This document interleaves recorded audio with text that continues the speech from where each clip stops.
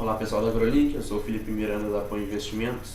Hoje dia 2 de dezembro de 2011, terminamos a semana então com um cenário bastante positivo diante das notícias ruins que a gente vinha tendo nas últimas semanas. Claro, a crise ainda é constante, fica no radar, a gente segue preocupado com o cenário macroeconômico mundial, porém essa semana saíram algumas medidas, algumas notícias que motivaram o mercado a ter essas fortes altas, como por exemplo o anúncio de medidas em conjunto de países importantes como Estados Unidos e Canadá no rebaixamento de juros.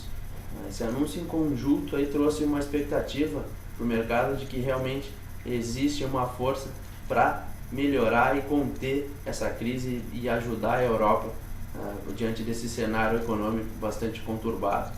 Isso então trouxe muito ânimo para o mercado, impulsionou as bolsas durante toda a semana, alguns dias aí uma realização de lucros, porém o forte da semana foi de alta.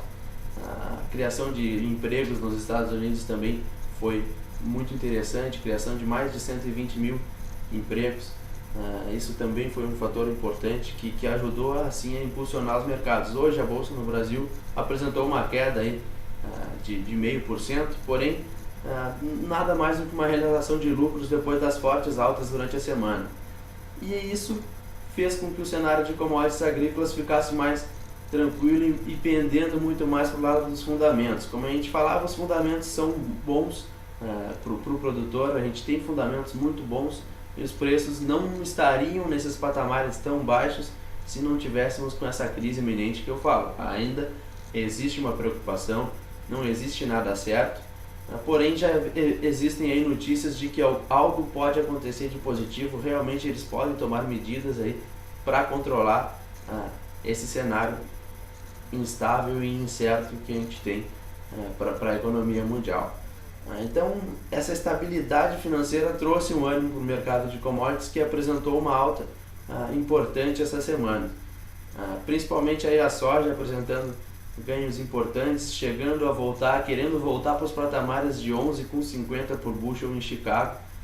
São patamares de preço aí, então, muito interessantes.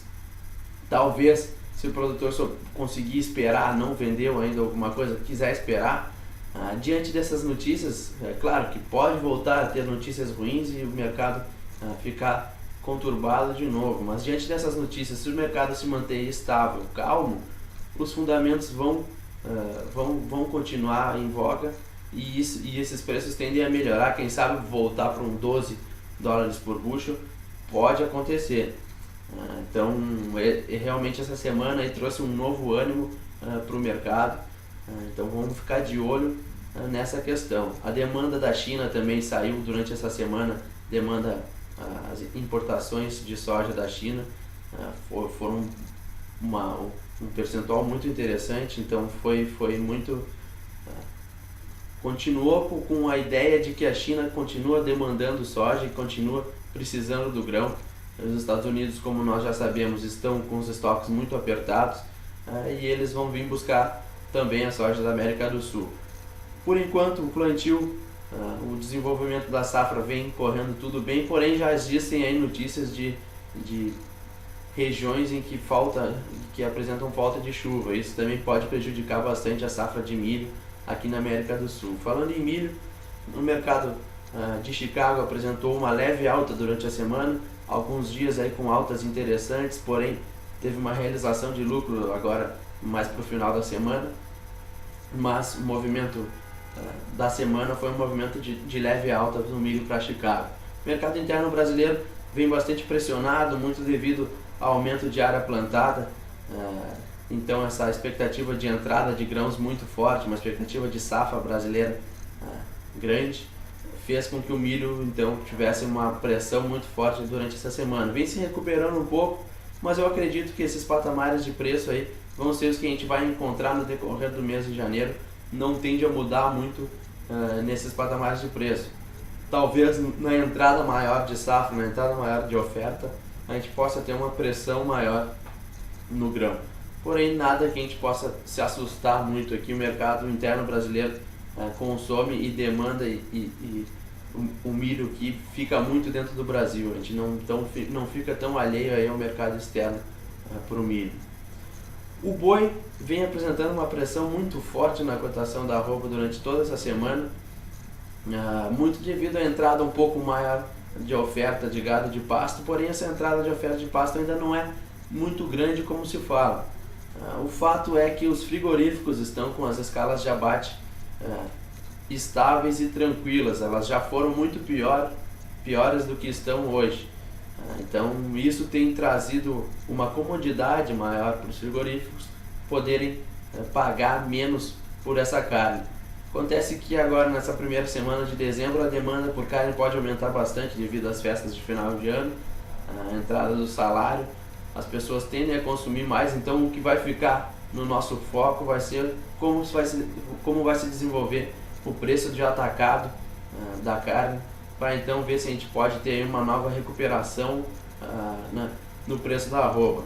Afinal de contas, o gado terminado de pasto ainda, o forte da entrada de gado terminado de pasto ainda não entrou no mercado, e quando essa oferta sim entrar, aí sim nós vamos ter uma arroba bem mais abaixo do que a gente está vendo hoje. Tanto que o contrato de vencimento janeiro na BMF já trabalha abaixo dos R$100.